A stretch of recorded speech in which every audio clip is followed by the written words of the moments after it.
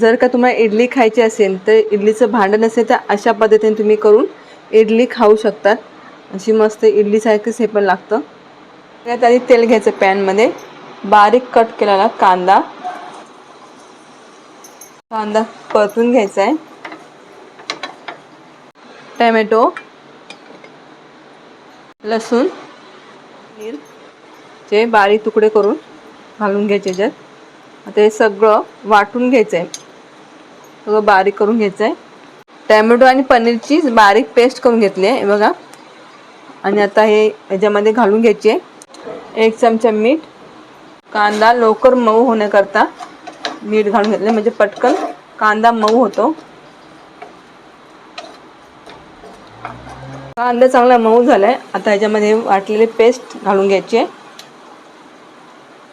तर ह्याच्यामध्ये परतून घ्यायचे थोडंसं पेस्ट ही कांद्यामध्ये. आपला मसाला,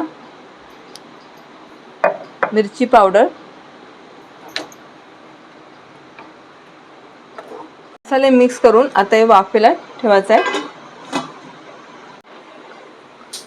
आता ते 5 ते 2 मिनिटं फक्त ठेवायचं झाकण ह्याच्यावरती. आता हे झालं, तेल सुद्धा सुटलंय. आता ह्याच्यात थोडंसं गरम पाणी घालून आता याला एक उकळी घ्यायची आणि गॅस स्लो करायचा. मग कड पण आलाय. ते इडलीचं बॅटर घेतलंय. इडलीचं बॅटर ह्याच्यामध्ये घालून घ्यायचं आहे.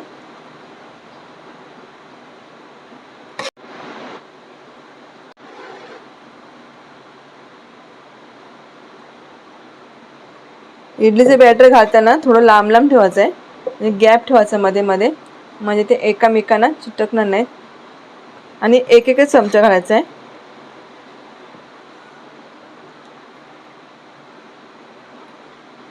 आता ह्याच्यात झाकण ठेवायचं आहे. मस्त तयार झालंय. आता आपण बघूया. फोडणी तयारी केली आहे. तेल घेतलंय. आता ह्याच्यामध्ये राई घालून घ्यायची.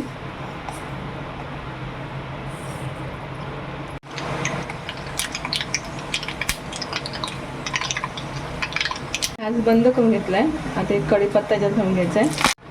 फोडणी घालून घ्यायची आहे.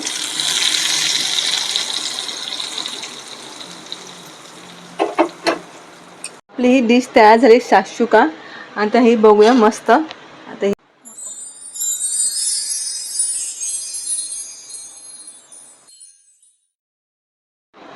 जर का तुम्हाला इडली खायची असेल तर इडलीचं भांडं नसेल तर अशा पद्धतीने तुम्ही करून इडली खाऊ शकतात.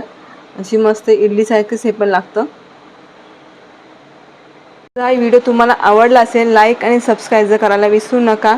आणि तुमचे काय कमेंट्स असेल कमेंट्स करायला सुद्धा विसरू नका.